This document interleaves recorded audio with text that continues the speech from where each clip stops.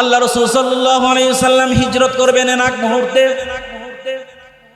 আল্লাহ পাক রব্বুল আলামিন রাসূলের দাদা আব্দুল মুত্তালিবকে আল্লাহ তাআলা দুইটা সবচেয়ে বড় নিয়ামত দান করেছিলেন, সম্মানিত জিনিস দান করেছিলেন। এর মধ্যে এক নম্বর হলো যারা হজ করার জন্য যাবে তাদেরকে পানি পান করানো, এই দায়িত্ব হলো কুরাইশ বংশের। আর দুই নম্বর হলো বাইতুল্লাহর যে চাবি আছে এই চাবিটার দায়িত্ব এই কুরাইশের বংশের মধ্যে ছিল। কুরাইশ বংশের মধ্যে দুইটা দায়িত্ব ছিল, আমার কথাটা বুঝবেন, এরপরে আস্তে আস্তে বুঝবেন। কুরাইশ বংশে তাদের এক নম্বর সম্মানের কাজ হলো হাজীদেরকে পানি পান করানো। দুই নম্বর হলো বাইতুল্লাহ কাবা শরীফের যে চাবি আছে চাবির দায়িত্ব ছিল কুরাইশ বংশের। তৎকালীন সময়ে একটা নিয়ম ছিল, এই চাবির যে দায়িত্ব ছিল তার নাম হলো উসমান ইবনে তলহা। উসমান ইবনে তলহা সপ্তাহে 2 দিন বাইতুল্লাহর চাবি খুলে দিত। এই বাইতুল্লাহকে খুলে দিয়ে প্রত্যেক বৃহস্পতিবার আর সোমবার তিনি বাইতুল্লাহর চাবিটা খুলে দিতেন। খুলে দেওয়ার পর সেখানে গিয়ে মানুষ তারা নামাজ পড়তো অথবা যার যার ইবাদত সেগুলো করত।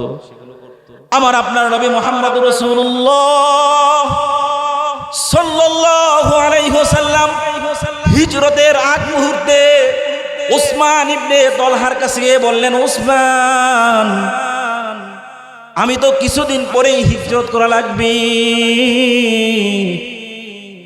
আমি তো কিছুদিন পর হিজরত করব। আমার মন চাই আমি বাইতুল্লাহর শরীফের ভিতরে ঢুকে মালিকের কদমে নামাজ পড়তে চাই। আমার আপনার রাসূল মুহাম্মদুর রাসূলুল্লাহ সাল্লাল্লাহু আলাইহি ওয়াসাল্লাম উসমান ইবনে তলহাকে বললেন, উসমান, আমাকে একটু চাবি দেওয়া যাবে কিনা? এই চাবিটা যদি আমাকে দাও, এই চাবিটা খুলে আমি বাইতুল্লাহর ভিতরে ঢুকে নামাজ পড়ব। উসমান বলতেছেন, না না না, এই বাইতুল্লাহর চাবি আমি তোমাকে দেব না। আল্লাহ রাসূল সাল্লাল্লাহু আলাইহি ওয়াসাল্লাম মনে বড় ব্যথা, মনে বড় কষ্ট, বাইতুল্লাহকে ছেড়ে কিছুদিন পর হিজরত করতে হবে। মনের মধ্যে আশা আকাঙ্ক্ষা হলো বাইতুল্লাহ শরীফের ভিতরে গিয়ে 2 রাকাত নামাজ পড়বে। রাসূল তার চোখ দিয়ে টপ টপ করে পানি পড়তেছে। রাসূল কান্না করতেছেন আর বলতেছেন, ওসমান, আমি কিছুদিন পর হিজরত করব, তোমার কাছে চাবি চাইলাম, আজকে তো তুমি আমাকে চাবি দিলা না। এমন একটা সময় আসবে যেই সময় আমি রাসূলের কাছে এই বাইতুল্লাহ শরীফের চাবি আমার কাছে থাকবে। আল্লাহ সুবহানাহু ওয়া তাআলা কুরআনুল কারীমের সূরাতুন নিসা এর 58 নম্বর আয়াতে আল্লাহ বলেন, ইন্নাল্লাহা ইয়া'মুরুকুম আন তু'আদ্দুল আমানাতি ইলা আহলিহা ওয়া ইযা হাকামতুম বাইনান নাস আন তাহকুমু বিল আদল ইন্নাল্লাহা নি'মা ইয়া'iদুকুম বিহি ইন্নাল্লাহা কানা সামিআম বাসীরা। আল্লাহ সুবহানাহু ওয়া তাআলা এই আয়াতটা শুরু করার আগে আমি একটা কথা আপনাদের সামনে বলে নিতে চাই। সাহাবায়ে কেরাম রাদিয়াল্লাহু আনহুম আজমাইন, তাদের মধ্যে আমলের জজবা ছিল, দ্বীনের প্রতি আগ্রহ ছিল। এই জন্য তারা সাহাবায়ে কেরাম নবীকে সবচেয়ে বেশি ভালোবাসতেন। আমার আপনার রাসূল মুহাম্মদুর রাসূলুল্লাহ সাল্লাল্লাহু আলাইহি ওয়াসাল্লাম গভীর রজনীতে তিনি বের হয়ে গেলেন। রাত্রি যখন গভীর হয়ে গেছে, আমার আপনার নবী মুহাম্মদুর রাসূলুল্লাহ সাল্লাল্লাহু আলাইহি ওয়াসাল্লাম রাত্রি বেলায় বের হয়ে সরাসরি আবু বকর সিদ্দিক রাদিয়াল্লাহু তাআলা আনহুর বাসায় চলে গেলেন। আল্লাহ রাসূল সাল্লাল্লাহু আলাইহি ওয়াসাল্লাম আবু বকরের বাসায় যাওয়ার পর রাসূল লক্ষ্য করলেন গভীর রজনী হয়ে গেছে। এই রজনীতে আবু বকর সিদ্দিক রাদিয়াল্লাহু তাআলা আনহু তিনি ঘুমন্ত নয়, তিনি দেখতে পাইলেন আবু বকর সিদ্দিক রাদিয়াল্লাহু তাআলা আনহু গভীর রজনীতে যায় নামাজে দাঁড়ায়া দাঁড়ায়া মালিকের কদমে সিজদা দিতেছে। সুবহানাল্লাহ বলেন। আল্লাহ রাসূল আর আবু বকর সিদ্দিক রাদিয়াল্লাহু তাআলা আনহুকে কিছু বললেন না, তিনি চলে গেলেন ওমর ফারুক রাদিয়াল্লাহু তাআলা আনহুর বাসায়। সেখানে গিয়েও দেখতে পাইলেন ওমর রাদিয়াল্লাহু তাআলা আনহু তিনিও ঘুমায় নাই, তিনাকেও দেখতে পাইলেন তিনিও যায় নামাজ বিছায় নামাজ পড়তেছেন। আলহামদুলিল্লাহ, সুবহানাল্লাহ বলেন। কিন্তু একটা বিষয় লক্ষ্য করে দেখলেন আবু বকর রাদিয়াল্লাহু তাআলা আনহু কোরআন কারীম পড়তেছেন নামাজে দাঁড়ায়া আস্তে আস্তে, আর ওমরকে দেখতে পাইলেন তিনি জোরে জোরে কোরআনুল কারীমের তেলাওয়াত করতেছেন। সুবহানাল্লাহ বলেন। এই দৃশ্য দেখার পর আমার আপনার নবী মুহাম্মদুর রাসূলুল্লাহ সাল্লাল্লাহু আলাইহি ওয়াসাল্লাম আশ্চর্যান্বিত হয়ে গেলেন। রাসূল বলেন, তায়েফের ময়দানে আমি শরীর থেকে রক্ত ঝরলো, উহুদের ময়দানে কাফের বেঈমানরা আমার দান্দান মোবারক শহীদ করে দিল। এই তায়েফের ময়দানে রক্তের বিনিময়ে, উহুদের ময়দানে দান্দান মোবারক শহীদের বিনিময়ে আল্লাহ তাআলা আবু বকরের মতো মানুষ, উমর ফারুক রাদিয়াল্লাহু তাআলা আনহু মানুষ তৈরি করে দিয়েছে। বেলাল রাদিয়াল্লাহু তাআলা আনহুর আযানের মাধ্যমে ফজরের আযান হয়ে গেল। রাসূলের একটা অভ্যাস ছিল, নিয়ম ছিল, রাসূল প্রতিদিন ফজরের নামাজের পরে তিনি সাহাবীদেরকে বলতেন, ও আমার সাহাবীরা, তোমরা কে কি স্বপ্নে দেখেছো আমাকে বলো দেখি। এবার রাসূল বললেন, এ আবু বকর, ওমর, রাত্রি বেলায় তো আমি তোমাদের বাসায় গিয়েছিলাম। এ কথা শোনার সঙ্গে সঙ্গে আবু বকর রাদিয়াল্লাহু তাআলা আনহু, উমর ফারুক রাদিয়াল্লাহু তাআলা আনহু সঙ্গে সঙ্গে কেঁদে দিলেন। চোখ দিয়ে পানি পড়তেছে আর বলতেছে, ইয়া রাসূলুল্লাহ, ইয়া হাবিবাল্লাহ, রাত্রিবেলায় আপনি আমার বাসায় গেলেন, কিন্তু কেন আওয়াজ করলেন না, কেন আমাদেরকে ডাক দিলেন না? আল্লাহ রাসূল ডাক দিয়ে বলেন, আবু বকর, রাত্রিবেলায় যে দৃশ্য আমি তোমাদের দেখেছি, আবু বকর, ওমর, আমি রাসূল তোমাদের প্রতি রাজি হয়ে গেছি। সুবহানাল্লাহ বলে। কিন্তু আবু বকর, আমি দেখতে পাইলাম গভীর রজনী হয়ে গেছে, তোমাকে দেখতে পাইলাম তুমি গভীর রজনীতে সব মানুষগুলো ঘুমায় গেছে, তোমাকে দেখতে পাইলাম তুমি যায় নামাজ বিছায় নামাজ পড়তেছে, কিন্তু দেখলাম কোরআনুল কারীমকে তুমি আস্তে আস্তে তেলাওয়াত করতেছো, তার কারণ কি? রাসূল বললেন, তুমি তো নামাজের মধ্যে কোরআনুল কারীম পড়তেছো, আস্তে আস্তে কেন? এবার আবু বকর বললেন, ইয়া রাসূলুল্লাহ, ইয়া হাবিবাল্লাহ, গভীর রজনী হয়ে গেছে, আমি আমার মালিক দুনিয়ার সমস্ত মানুষগুলো ঘুমায় গেছে, গভীর রজনীতে আমি নামাজ পড়তেছি, সালাত আদায় করতেছি, দুনিয়ার কাউকে খুশি করার জন্য না, আমি আমার মালিক আল্লাহকে খুশি করার জন্য। সুবহানাল্লাহ বলে। আমার মালিক হলেন এমন আল্লাহ যে মালিক আস্তে বললেও শ্রবণ করেন, জোরে বললেও শুনেন। যেহেতু আমি আল্লাহকে খুশি করার জন্য সালাত পড়তেছি, নামাজ পড়তেছি, এজন্য আস্তে আস্তে কোরআনুল কারীম পড়তেছি। সুবহানাল্লাহ। এবার ওমর ফারুককে বললেন, ও ওমর, তুমি কেন কোরআনুল কারীম জোরে জোরে বললা? ওমর বললেন, ইয়া রাসূলুল্লাহ, ইয়া হাবিবাল্লাহ, আপনিই তো বলেছেন যেখানে কোরআনুল কারীম জোরে জোরে পড়া হয় ওই জায়গায় শয়তান থাকে না। আর 2 নম্বর হলো, আমার কোরআন তেলাওয়াতের আওয়াজ শুনে ঘুমন্ত মানুষ তারাও যাতে জাগ্রত হইয়া তারাও যাতে তাহাজ্জুদের নামাজ পড়তে পারে।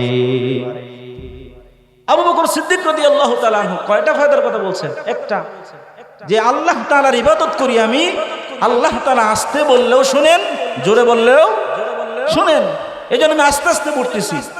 আর ওমর রাদিয়াল্লাহু তাআলা আনহু বললেন যে যেখানে কোরআনুল কারীম জোরে জোরে পড়া হয় ওই জায়গার মধ্যে শয়তান থাকে না। আর 2 নম্বর কথা বললেন যে আমার কোরআনুল কারীমের তেলাওয়াত শুনে ঘুমন্ত মানুষ জাগ্রত হয়ে তারাও যাতে তাহাজ্জুদের নামাজে শামিল হতে পারে, এজন্য আমি ওমর জোরে জোরে কোরআনুল কারীম তেলাওয়াত করতেছি। সুবহানাল্লাহ বলেন। তাহলে সাহাবায়ে কেরাম রাদিয়াল্লাহু তাআলা আনহুম আজমাইন, তাদের মধ্যে নেক কাজের প্রতিযোগিতা ছিল। আর আমাদের মধ্যে হয়েছে কার চাইতে কে বেশি গুনাহের কাজ করতে পারে। জোরে বলেন ঠিক কি? এজন্যই তো সাহাবীদের প্রতি আল্লাহ তাআলা কোরআনুল কারীমের আয়াত অবতীর্ণ করে বলেন রাদিয়াল্লাহু আনহুম আজমাইন, যে আল্লাহ রাসূল সাল্লাল্লাহু আলাইহি ওয়াসাল্লামের যে সাহাবী, এই সাহাবীদের প্রতি আল্লাহর রাসূলও খুশি আছে, স্বয়ং আল্লাহ তাআলাও এই সাহাবীদের প্রতি রাজি খুশি আছেন। সুবহানাল্লাহ। এজন্য কি বুঝাইলাম, সাহাবায়ে কেরাম তারা নেক কাজের প্রতিযোগিতা করতেন আর আমরা গুনাহের কাজে প্রতিযোগিতা করতেন। ভুল বললাম ভাই? মনে কেউ কষ্ট নিয়েন না।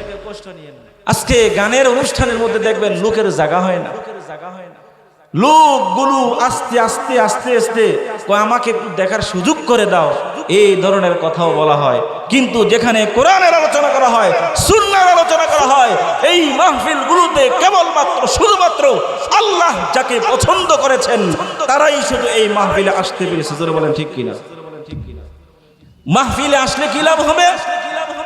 রাসূল বলেন, যারা কোরআনের মাহফিল শোনার জন্য, কোরআন সুন্নাহর আলোচনা শোনার জন্য আসে, ফেরেশতাদেরকে আল্লাহ তাআলা ডাক দিয়ে বলেন, ও ফেরেশতারা, তারা যে অমুক বাড়িতে মাহফিলে গেছে, তারা কি আমি আল্লাহকে দেখছে? কই না, দেখে নাই। রাসূলকে দেখছে, দেখে নাই। সাহাবীদেরকে দেখছে, দেখে নাই। জান্নাত দেখছে, দেখে নাই। জাহান্নাম দেখছে, দেখে নাই। আল্লাহ বলেন যে আমার বান্দা আমি রবকে দেখে নাই, রাসূলকে দেখে নাই, সাহাবীদেরকে দেখে নাই, তাবিঈন, আইম্মায়ে মুজতাহিদিন, সালফে সালিহিন কাউকে দেখে নাই, কিন্তু তারা উলামায়ে কেরামের কথা শুনে তারা আল্লাহকে বিশ্বাস করেছে, রাসূলকে বিশ্বাস করেছে। ও আমার ফেরেশতা, তুমি সাক্ষী থাকো, আমি আমার বান্দার तमाम জিন্দেগীর সব গুনাহগুলো মাফ করে দিলাম। সুবহানাল্লাহ বলেন। এজন্য মাহফিলে আসলে নিশ্চিত গুনাহ হবে না, নেক হবে। বললাম না? ঠিক বললাম? মাহফিলে আসলে এর গ্যারান্টি আছে যে এখানে আসলে সওয়াব হবে নিশ্চিত, গুনাহ হবে। আমি যে আয়াতটা বলেছিলাম, আল্লাহ সুবহানাহু ওয়া তাআলা কোরআনুল কারীমের মধ্যে আল্লাহ বলেন, ইন্নাল্লাহা ইয়া'মুরুকুম আন তুআদ্দুল আমানা। আল্লাহ তাআলা তোমাদেরকে আদেশ দিচ্ছেন তোমরা আমানত তার হকদারের কাছে পৌঁছে দাও। এরপরে আল্লাহ বলেন, ওয়া ইযা হাকামতুম বাইনান নাস আন তাহকুমু বিল আদল। তোমরা যখন মানুষের মধ্যে বিচার করবা, বিচার আচার করবা, ইনসাফের সাথে, ন্যায় পরায়ণের সাথে তোমরা বিচার করবা। এই যে 2টা হুকুমের কথা বললাম, এই 2টা আদেশ কার? আমার সাথে কথা বলতে হবে। এই 2টা আদেশ কার? কথা বলেন, 2টা আদেশ কার? আল্লাহ বলেন যে আমি তোমাদেরকে নসিহা করছি, আমি তোমাদেরকে আদেশ দিচ্ছি যে তোমরা আমানত তার পাওনাদারের কাছে পৌঁছে দাও। আজকে আমাদের সমাজে বহু মানুষ, কেউ রাগ হয়েন না, দোকানের মধ্যে বাকি খায়। এর বেড়ার দোকান, 10,000 টাকা 20,000 টাকা দামের দোকান, এই দোকানে চা খায়, পান খায়, লেখেন, খালি লেখেন, লিখতে শুধু লিখতেই আছে, লিখতে তো লিখতেই আছে। এরপরে যখন কিছু 1,000 2,000 3,000 টাকা হয়, তখন এই দোকান পাল্টায় আবার আরেক দোকানে যায়। এরকম মানুষ আমাকে সমাজে আছে না নাই? কথা বলেন, আছে না নাই? আবার কিছু কিছু মানুষ এমন আছে যারা নিয়ত করে এমন কয় দোকানের মধ্যে বাকি লেখাবে আজীবনের জন্য, দেওয়ার নিয়তি নেই। এক ভাই বলতেছেন যে 10 বছর যাবত একটা দোকানে বাকি নিছে, কিন্তু এখন দেখলে মাথা নিচের দিক দিয়ে যায়, মনে হয় আমার চিনেই না।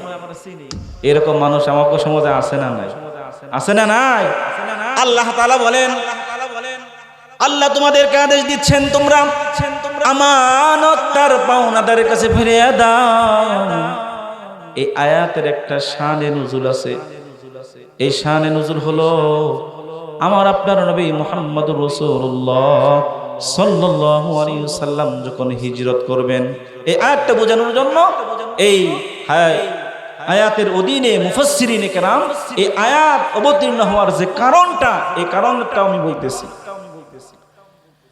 আল্লাহ রাসূল সাল্লাল্লাহু আলাইহি ওয়াসাল্লাম হিজরত করবেন এক মুহূর্তে। আল্লাহ পাক রব্বুল আলামিন রাসূলের দাদা আব্দুল মুত্তালিবকে আল্লাহ তাআলা দুইটা সবচেয়ে বড় নিয়ামত দান করেছিলেন, সম্মানিত জিনিস দান করেছিলেন। এর মধ্যে এক নম্বর হলো যারা হজ করার জন্য যাবে তাদেরকে পানি পান করানো, এই দায়িত্ব হলো কুরাইশ বংশের। আর দুই নম্বর হলো বাইতুল্লাহর যে চাবি আছে, এই চাবিটার দায়িত্ব এই কুরাইশের বংশের মধ্যে ছিল। কুরাইশ বংশের মধ্যে দুইটা দায়িত্ব ছিল, আমার কথাটা বুঝবেন, এরপরে আস্তে আস্তে বুঝবেন। কুরাইশ বংশে তাদের এক নম্বর সম্মানের কাজ হলো হাজীদেরকে পানি পান করানো। দুই নম্বর হলো বাইতুল্লাহ কাবা শরীফের যে চাবি আছে, চাবির দায়িত্ব ছিল কুরাইশ বংশের। তৎকালীন সময়ে একটা নিয়ম ছিল, এই চাবির যে দায়িত্ব ছিল তার নাম হলো উসমান ইবনে তলহা। উসমান ইবনে তলহা সপ্তাহে 2 দিন বাইতুল্লাহর চাবি খুলে দিত। এই বাইতুল্লাহকে খুলে দিয়ে প্রত্যেক বৃহস্পতিবার আর সোমবার তিনি বাইতুল্লাহর চাবিটা খুলে দিতেন। খুলে দেওয়ার পর সেখানে গিয়ে মানুষ তারা নামাজ পড়তো অথবা যার যার ইবাদত সেগুলো করত। আমার আপনার নবী মুহাম্মদুর রাসূলুল্লাহ সাল্লাল্লাহু আলাইহি ওয়াসাল্লাম হিজরতের আগ মুহূর্তে উসমান ইবনে তলহার কাছে গিয়ে বললেন, উসমান, আমি তো কিছুদিন পরেই হিজরত করা লাগবে, আমি তো কিছুদিন পর হিজরত করব। আমার মন চাই আমি বাইতুল্লাহর শরীফের ভিতরে ঢুকে মালিকের কদমে নামাজ পড়তে চাই। আমার আপনার রাসূল মুহাম্মদুর রাসূলুল্লাহ সাল্লাল্লাহু আলাইহি ওয়াসাল্লাম উসমান ইবনে তলহাকে বললেন, উসমান, আমাকে একটু চাবি দেওয়া যাবে কিনা? এই চাবিটা তুমি আমাকে দাও, এই চাবিটা খুলে আমি বাইতুল্লাহর ভিতরে ঢুকে নামাজ পড়ব। উসমান বলতেছেন, না না না, এই বাইতুল্লাহর চাবি আমি তোমাকে দেব না। আল্লাহ রাসূল সাল্লাল্লাহু আলাইহি ওয়াসাল্লাম মনে বড় ব্যথা, মনে বড় কষ্ট, বাইতুল্লাহকে ছেড়ে কিছুদিন পর হিজরত করতে হবে। মনের মধ্যে আশা আকাঙ্ক্ষা হলো বাইতুল্লাহ শরীফের ভিতরে গিয়ে 2 রাকাত নামাজ পড়বে। রাসূল তার চোখ দিয়ে টপ টপ করে পানি পড়তেছে। রাসূল কান্না করতেছেন আর বলতেছেন, উসমান, আমি কিছুদিন পর হিজরত করব, তোমার কাছে চাবি চাইলাম, আজকে তো তুমি আমাকে চাবি দিলে না। এমন একটা সময় আসবে যেই সময় আমি রাসূলের কাছে এই বাইতুল্লাহ শরীফের চাবি আমার কাছে থাকবে। উসমান ইবনে তলহা তিনি বলেন, এটা খুব আশ্চর্যজনিত ব্যাপার। তিনি বললেন, না না না, এমনটা কখনো হবে না। এমনটা যদি কখনো হয়, যেদিন বাইতুল্লাহর চাবি আপনার কাছে যাবে সেদিন কুরাইশ বংশের জন্য সবচেয়ে কষ্টের দিন হবে।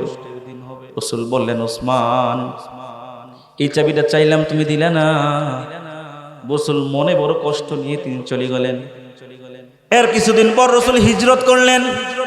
হিজরত করার পর মক্কা যেদিন বিজয় হয়ে গেল, মক্কা বিজয়ের দিন আলী রাদিয়াল্লাহু তাআলা আনহু, উসমান ইবনে আবি তলহা হুদায়বিয়ার সন্ধির পর মুসলমান হয়ে যায়।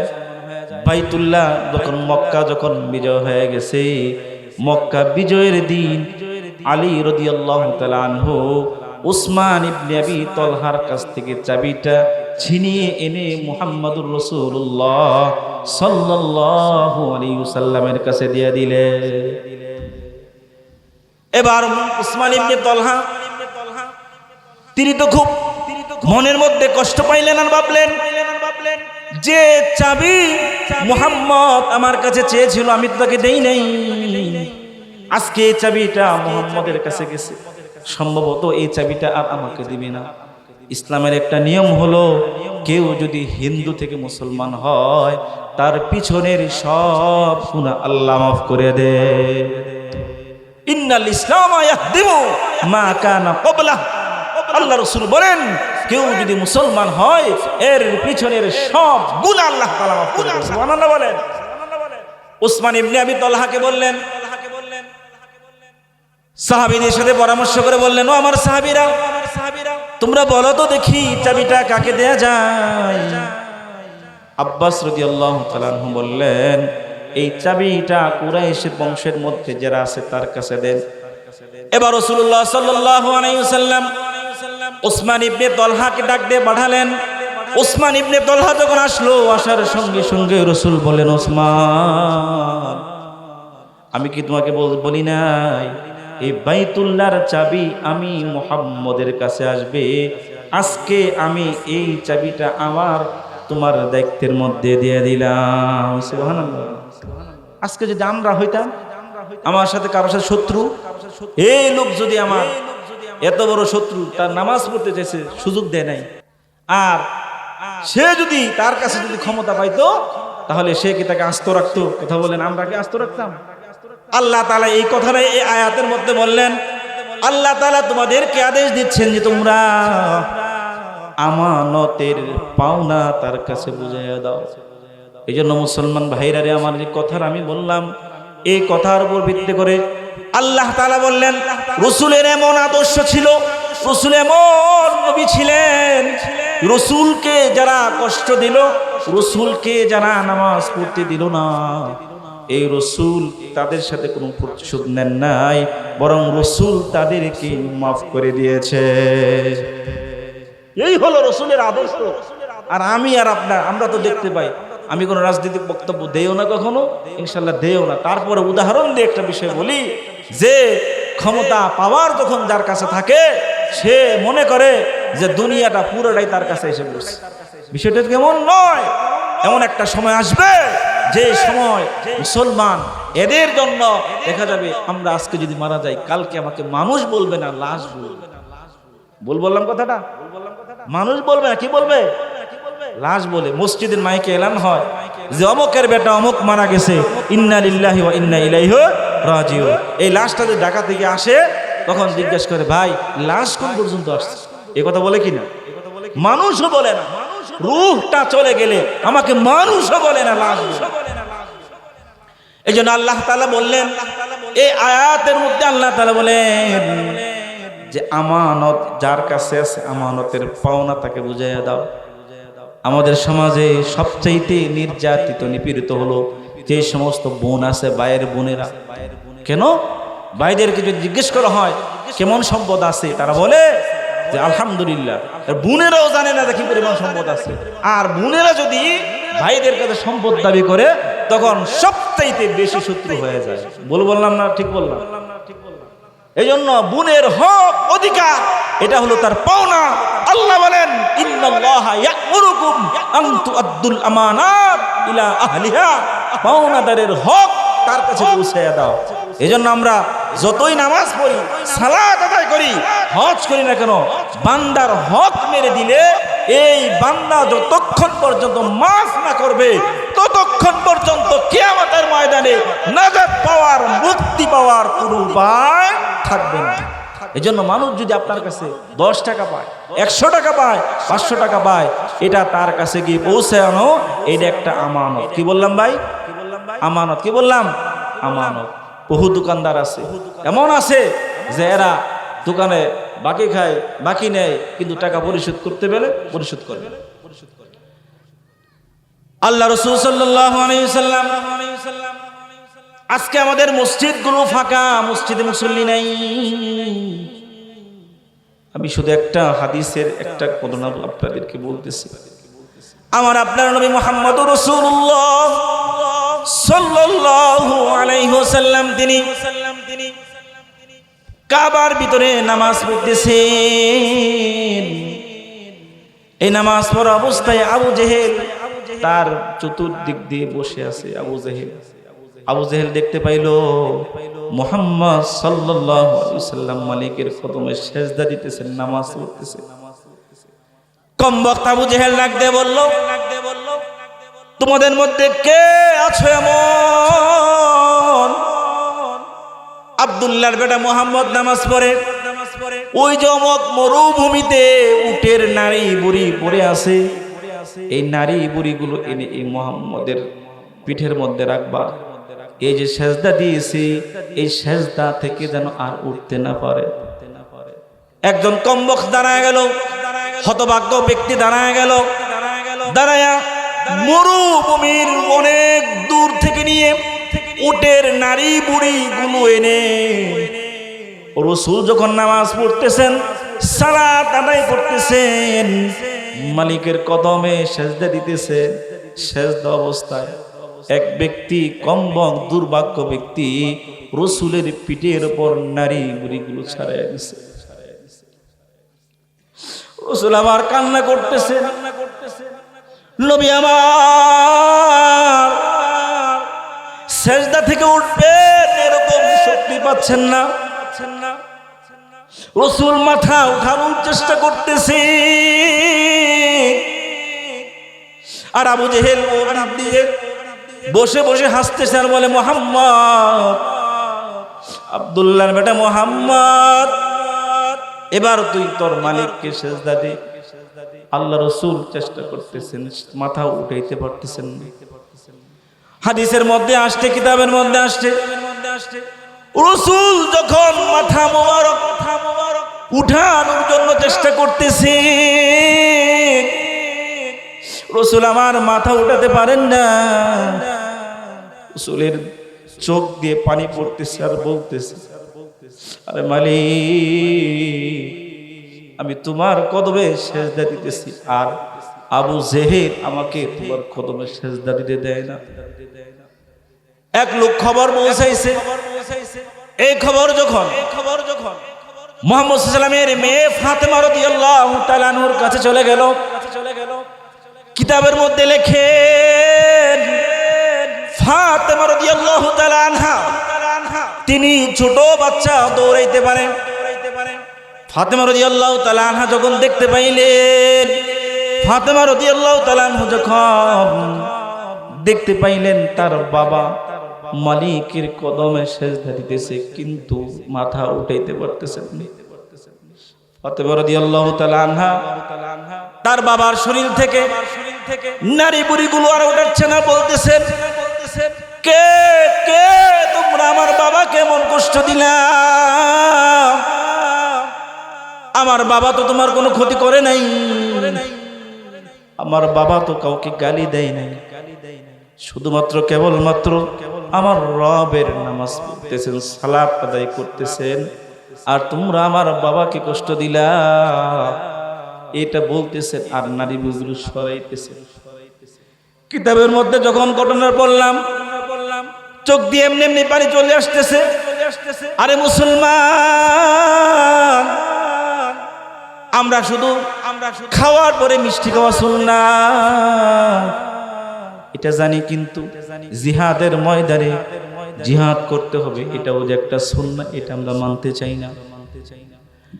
মুসলমান ভাইরারে আমার, ফাতেমা রাদিয়াল্লাহু তাআলা আনহা তিনি কাঁদতেছেন আর বলতেছেন, ওরে আবু জেহেল, তোকে আমার বাবা তো কোনো গালিও দেয় নাই, কষ্টও দেয় নাই, কিন্তু নামাজ পড়তেছিলেন, আর নামাজরত অবস্থায় তুই আমার বাবার উপরে কাজটা করলি। ফাতেমা রাদিয়াল্লাহু তাআলা আনহা কষ্ট করতেছেন আর বলতেছেন, আবু জেহেল তুমি কাজটা কিন্তু ভালো করো নাই।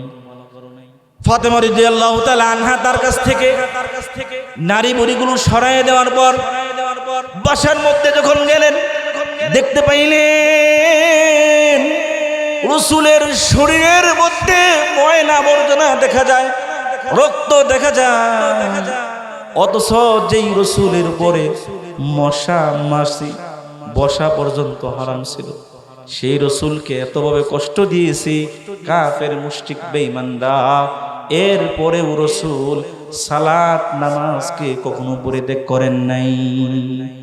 আর আজকে আমরা মুসলমান দাবি করি, ফজরের নামাজের মধ্যে 2-3 জন মুসলমান আবার অনেক মসজিদের মধ্যে খোঁজ খবর নিলে দেখা যায় ইমাম সাহেব আর মুয়াজ্জিন আছে আর কেউ নেই। অথচ ইসলাম এত কিন্তু কষ্টের মাধ্যমে ইসলাম আসছে। ইসলাম এত সহজে আসে নাই। ইসলাম এমন একটা সুন্দর ধর্ম, ইসলাম এমন একটা সুন্দর ধর্ম, ইসলামের সুশাসন দেখে দেখে, ইসলামের আচার আচরণ দেখে দেখে আগেকার জামানার বিদয়ীন যারা ছিল, ইহুদি যারা ছিল, খ্রিস্টান যারা ছিল, তারা সবাই মুসলমান হয়ে গেছে। সুবহানাল্লাহ বলেন। একটা ঘটনা শুনে আপনাদের, আল্লাহ রসুলের একটা সুন্নাহ হলো বাড়িতে বসে খাবার খাওয়ার মধ্যে স্বামী এবং স্ত্রী একসাথে খাওয়া। এটা হলো একটা সুন্নাহ। এই সুন্নাহর মধ্যে এটা একটা সুন্নাহ হলো স্বামী আর তার স্ত্রী একসাথে খাবার খাবে। মুসলমানদের একটা সুন্নাহ, এক ইহুদি এই কথা জানতে পারছে। ইহুদি কোন একটা বয়ানের মধ্যে শুনতে পাইল যে এক স্বামী স্ত্রী একসাথে বসে খাওয়া সুন্নাহ, এটা নাকি মুসলমান ধর্মের একটা সুন্নাহ। সেজন্য ইহুদি, সে এমন একটা ইহুদি বদমেজাজ, বউরে জেরে পায় এনে খেলে পিটা। তরকারির মধ্যে লবণ বেশি হয়েছে তাও পিটা নি, লবণ কম হইলেও পিটা, ভাত ঠিক মতো হইলেও দেয়, না হইলেও দেয়। এরকম মানুষ আমাদের সমাজে আগে ছিল, কিন্তু এখন আলহামদুলিল্লাহ কমছে। বললাম নাকি? এরকম ভাবে এই ইহুদি তার বউরে স্ত্রীকে যখন যেখানে পায় সেখানে মারামারি শুরু করে। এখন বউ তার জ্বালায় অতিষ্ঠ হইয়া বলতেছে যে এর জ্বালায় আর বাঁচলাম না, একটা কাজ করছে, খাবারের সাথে বিষ মিশাইয়া আজকে এসে খাইবো আর এটা মরবো, এর লগে আর আমার সংসার করার কোনো দরকার নেই। এটা মানুষ কখন বলে? যখন খুব অতিষ্ঠ হয়ে যায় তখন এই কথাটা বলে। তখন স্বামী আজকে মনে মনে নিয়ত করছে, যে বয়ান শুনেছি স্বামী স্ত্রী একসাথে খাওয়া সুন্নাহ, সে আয়েশা বলে সারা জীবন যা করছি করছি বউ, আজকে তোমার লগে একসাথে খাবারটা খাবো। সুবহানাল্লাহ। স্ত্রী বলতেছে না না আজকে খাওয়ার দরকার নাই, আগামীকাল দিয়ে খাবো। না, আজকে বয়ান শুনেছি আজকে খাবো। এই কথা বলার সঙ্গে সঙ্গে স্ত্রীর চোখের পানি ছেড়ে দিয়ে বলতেছে, ও প্রাণের স্বামী, আপনি জানেন নাকি আপনি আমাকে যে পরিমাণ প্রহার করেছেন, অত্যাচার নিপীড়ন করেছেন, আমি নিয়ত করেছিলাম আজকে খাবারের সাথে বিষ মিশে আপনাকে মেরে ফেলবো। কিন্তু যেহেতু আপনি মুসলমান ধর্মের একটা কথা শুনেছেন, স্বামী এবং স্ত্রী একসাথে খাওয়া সুন্নাহ, এই সুন্নতটা যেহেতু আদায় করলেন, বেঁচে গেলেন। এই কথা শোনার সঙ্গে সঙ্গে ইহুদি তার স্ত্রীকে বলে, ও ইহুদি তার স্ত্রীকে ডাক দে বলে, ও প্রাণের স্ত্রী, আমরা আর এই ধর্ম মানব না। এখন সঙ্গে সঙ্গে পড়ে নিল লা ইলাহা ইল্লাল্লাহ মুহাম্মাদুর রাসূলুল্লাহ। ইসলাম ধর্মের সৌন্দর্য দেখে দেখে আগেকার জামানার ইহুদিরা, খ্রিস্টানরা তারা মুসলমান হয়ে গেছে। আজকে আমাদের সমাজে কিছু মানুষ এমন কথা বলে, মুসলমানের সাথে হিন্দু বলা আছে। নাউজুবিল্লাহ বলেন। মুসলমানের সাথে হিন্দু বলা হয় কেমনে? মুসলমান যে ব্যক্তির ঈমান আছে, এই লোক যদি জাহান্নামীও হয়, যদি ঈমান তার মধ্যে থাকে, তাহলে কোনো না একদিন সে আল্লাহর জান্নাতে ঢুকে যাবে। কিন্তু যারা আল্লাহকে মানে না, রসুলকে মানে না, ঈমান যাদের মধ্যে নাই, তারা কখনো আল্লাহর জান্নাতে যেতে পারবে না। জোরে বলেন ঠিক কিনা? এই জন্য এই ধরনের ঈমান বিদ্বেষী কথা কয়, মুসলমানের চাইতে কে ভালো আছে? হিন্দু ভালো আছে। হিন্দু ভালো হলো কেমনে? তার ব্যবহার ভালো, এটা বলতে পারেন। কিন্তু একটা মুসলমান, তার মধ্যে ঈমান আছে, তার মধ্যে কালেমা আছে। যতক্ষণ পর্যন্ত একটা মুসলমানের মধ্যে কালেমা থাকবে, লা ইলাহা ইল্লাল্লাহর মিশন থাকবে, আল্লাহ রাসূল বলেন সে যদি জাহান্নামী হয়, ঈমানের বদৌলতে, কালেমার বদৌলতে একটা দিন আল্লাহ তাআলা তাকে জান্নাত দিয়ে দেবেন। সুবহানাল্লাহ।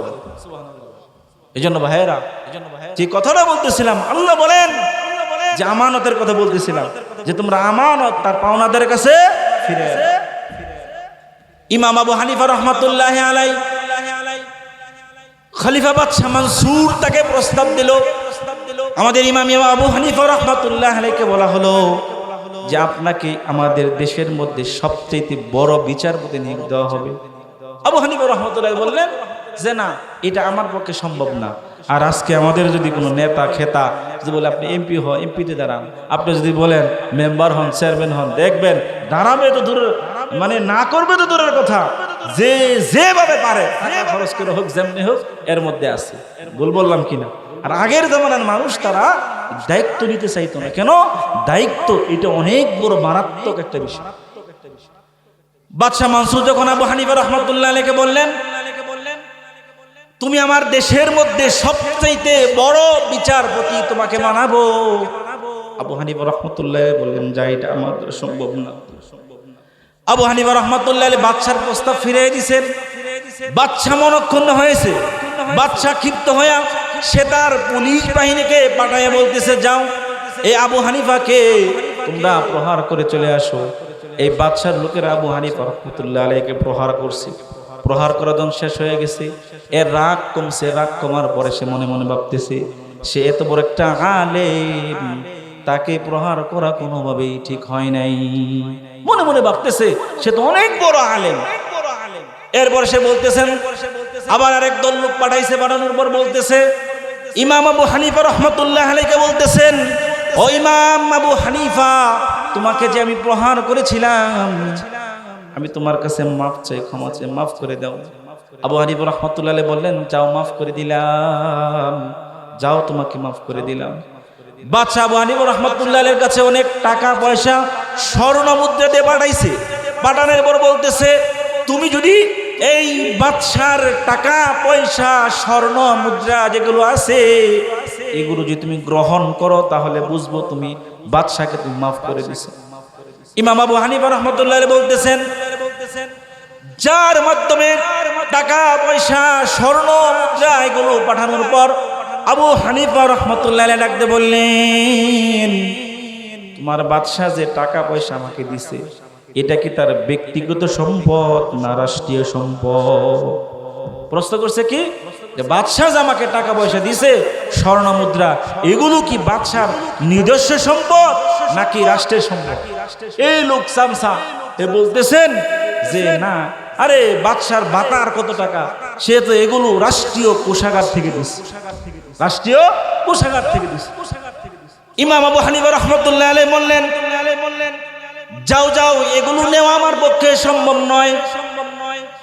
রাষ্ট্রীয় সম্পদ এমন একটা জিনিস, রাষ্ট্রীয় মালামাল এমন একটা জিনিস, আমাদের বাংলাদেশে 18 কোটি মানুষ আছে। রাষ্ট্রীয় সম্পদ যেগুলো আছে, কোনো সরকারের কোনো অধিকার নাই 1 টাকা বেহালাল নাজায়েজ কাজের মধ্যে তার ইচ্ছায় 1 টাকা ব্যয় করার সরকারের অনুমোদন নাই। ইসলামী রাষ্ট্র যদি থাকতো, এই জন্য আবু হানিফা রাহমাতুল্লাহ আলাইহি বললেন যে তুমি যে সম্পদ নিয়ে আসছো, টাকা পয়সা স্বর্ণ মুদ্রা যা কিছু নিয়ে আসছো, এগুলো বাদশার কাছে নিয়ে যাও। এগুলো হলো এই দেশের মধ্যে যত জনগণ আছে প্রত্যেকটা জনগণের হক এবং অধিকার, এটা নেওয়ার অধিকার আমি আবু হানিফা আমার নাই। কত বড় তিনি সতর্ক অবলম্বন করছেন। বাদশা উপহার দিছেন, আর তিনি সেই উপহার কি করেন নাই? গ্রহণ করেন নাই। কি করেন নাই? উপহার কি করেন নাই? গ্রহণ করেন নাই, ফিরাই দিছেন। আর আমরা আমাদের যদি দিত, আমরা কি করতাম? আর এটা তো আরো সুবর্ণ সুযোগ মনে করতাম। আজকে আমাদের দেশের মানুষ, এমপি মন্ত্রী যারা আছে, সুইজারল্যান্ড থেকে শুরু করে লক্ষ লক্ষ বাড়ি করছে, গাড়ি করছে, মানে টাকা পয়সার অভাব নাই। চেয়ারম্যান মেম্বার যারা হইতে গেলে লক্ষ লক্ষ টাকা ব্যয় করে, যারা লক্ষ লক্ষ টাকা ব্যয় করে, এত ইনকাম করবো। ইমাম আবু হানিফা রাহমাতুল্লাহ আলাইহি বললেন, যাও যাও, এটা নেওয়ার কোনো দরকার নাই।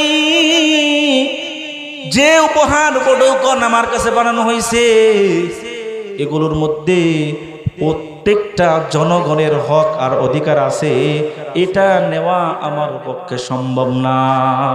আল্লাহ বলেন, তোমাদেরকে আদেশ দেন, ইন্নাল্লাহা ইয়া'মুরুকুম আন তুআদ্দুল আমানাত, যে আমানত তার পাওনাদারের কাছে পৌঁছে দাও। এটা একটা আমানত। কিসের?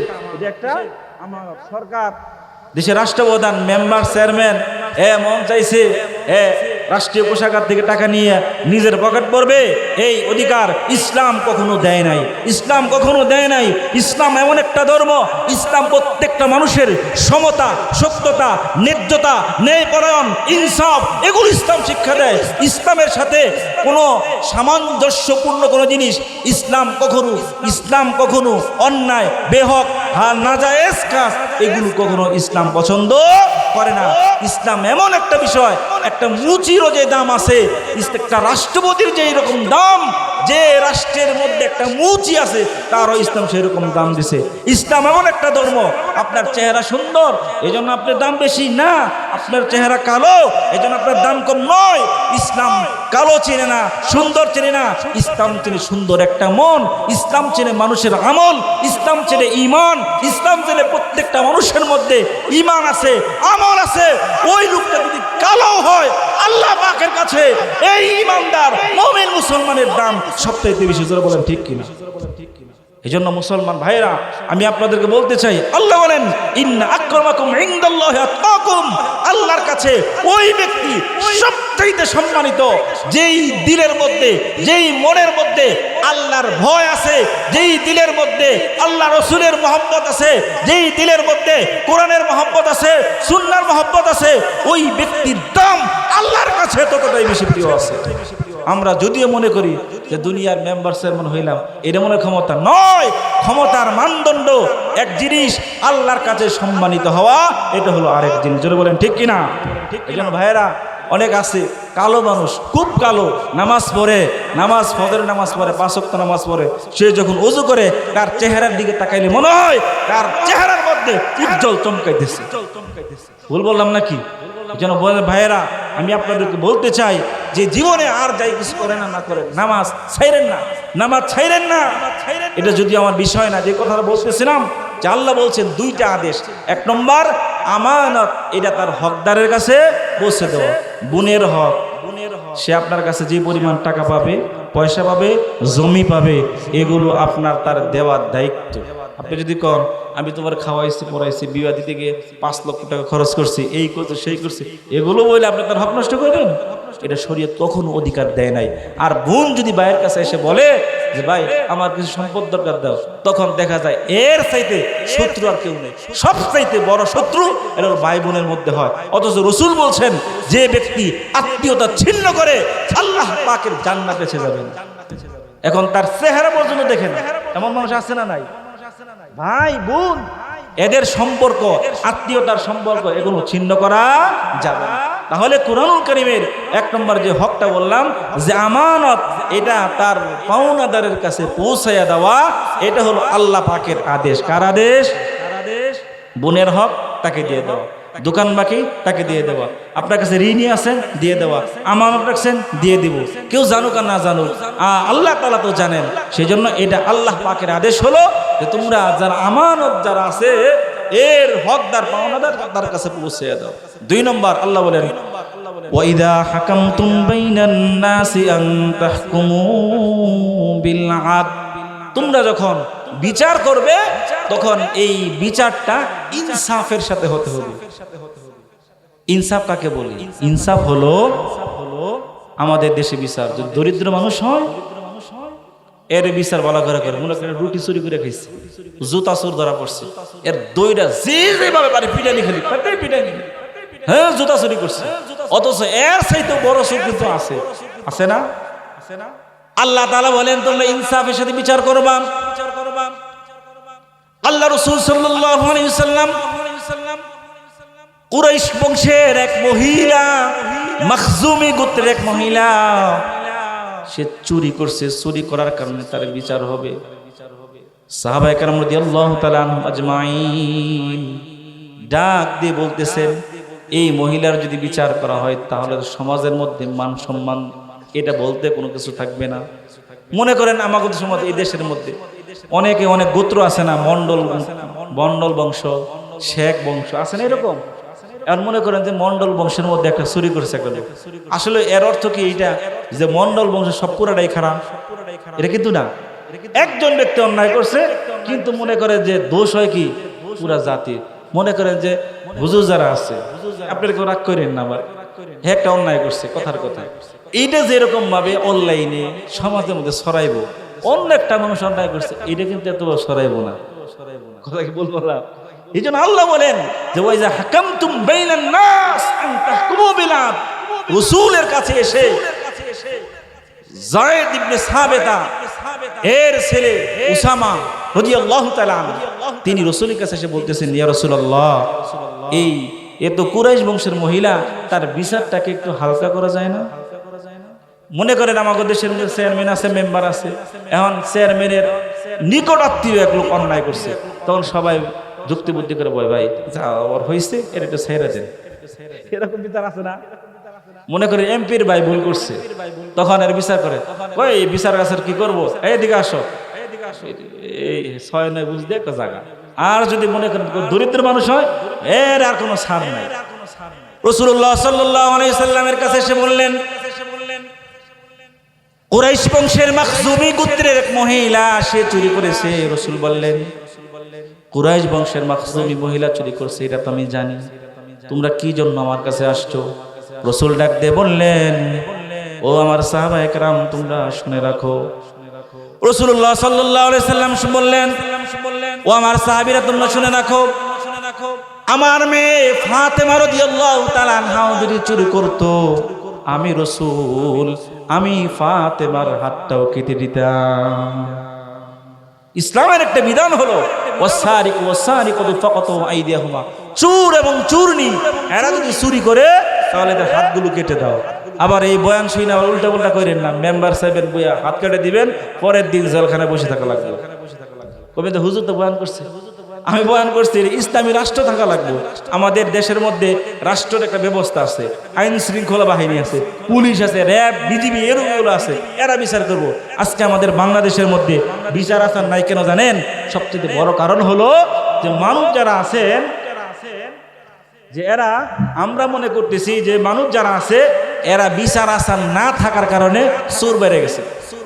একটা চোরকে যদি ইসলামের সুশাসন মতে এক চোরের যদি হাত কাটা হতো, বাংলাদেশের অবস্থা এটা আর কখনো সেই ভালোর দিকে যাইত। এজন্য মার্ডার করার পরে 1 বছর পরে এই লোক ঘুরে, এরপরে দেখা যায় অন্যায় করার পরে পরের দিন এই লোক জেলখানা থেকে ছাড়া হয়। ইমান, এজন্য শাসন না থাকার কারণে, ইসলামের শাসন যদি আমাদের দেশে থাকতো তাহলে কখনো চোর চুরি করে রক্ষা পেত না, কখনো অন্যায়কারী অন্যায় করে রক্ষা পেত না। এজন্য আল্লাহ পাক বলেন, ওয়ান তাহকুমু বিল আদল, তোমরা যখন বিচার করবা ইনসাফের সাথে বিচার করবা। এজন্য ধনী ব্যক্তি ঘুষ খায়া বিচারটা হালকা করে দিলা, তাহলে কিন্তু কাল কঠিন কিয়ামতের দিন আল্লাহ তাআলার সামনে দাঁড়াতে হবে। আল্লাহ যদি বলেন, ওই যে তুমি টাকা খাইয়া বিচারটা হালকা করছো, তখন আমার কি উত্তর দেওয়ার আছে? এজন্য আল্লাহ বলছেন, ওয়ান তাহকুমু বিল আদল, তোমরা ইনসাফের সাথে বিচার করো। এজন্য একটা রিকশাওয়ালার জন্য যে বিচার, চেয়ারম্যান, মেম্বার, এমপি, মন্ত্রী বলেন, যা বলেন, সেও যদি সে অন্যায় করে, ইসলামের হুকুমত হলো, ইসলামের বিধান হলো, তারও হলো একই ধরনের শাস্তি। এজন্য আল্লাহ বলছেন যে ওয়ান তাহকুমু বিল আদল, তোমরা ইনসাফের সাথে, ন্যায় পরায়ণের সাথে তোমরা কি করো? আল্লাহ পাকের কাছে আল্লাহ বলেন ইনসাফের সাথে বিচার করার জন্য। তাহলে 2টা আদেশের কথা বললাম। 1 নম্বর, আমানত তার হকদারের কাছে পৌঁছে দেওয়া। আমানত কি দেওয়া? তার হকদারের কাছে পৌঁছে দেওয়া। এরপর আল্লাহ বলেন ওয়ান তাহকুমু বিল আদল, ইনসাফ, ন্যায় বিচার সমাজে প্রতিষ্ঠা করা। এই 2টা হুকুম কার? ঘুমাই গেছেন আপনারা? এই 2টা হুকুম কার? আল্লাহর। ইনসাফ প্রতিষ্ঠা করা, আর 2 নম্বর হলো আমানত তার পাওনাদারের কাছে পৌঁছে দেওয়া। এরপর আল্লাহ বলেন ইন্নাল্লাহা নি'ম্মা ইয়া'iদুকুম বিহ, নিশ্চয় আল্লাহ তাআলা তোমাদেরকে কতই না উত্তম উপদেশ নসিহত তোমাদেরকে করতেছে। এরপর আল্লাহ বলেন ইন্নাল্লাহা কানা সামিআন বাসীরা, তোমরা যা কিছু করো আল্লাহ তাআলা সব দেখেন, আল্লাহ তাআলার নজরে আছে, আল্লাহ তাআলা সবকিছু দেখেন এবং বুঝেন। যেমন আজকে বয়ান হলো, এখন বয়ান আমরা অনেক সময় বয়ান শোনার জন্য আসি, বক্তা টেস্ট করার জন্য আসি, কোন বক্তা সুরটা কেমন, এটা আবার পরের দিন গিয়ে আলোচনা হবে। যে চা খাইবার বলবো হুজুর তাই ছিল, কোন বক্তা কেমন, কই যে সুন্দর বয়ান করছে, কেমন বয়ান, সুন্দর বয়ান করছে, কি বয়ান করছে কিছু তো জানি না, মনে নেই কিছু।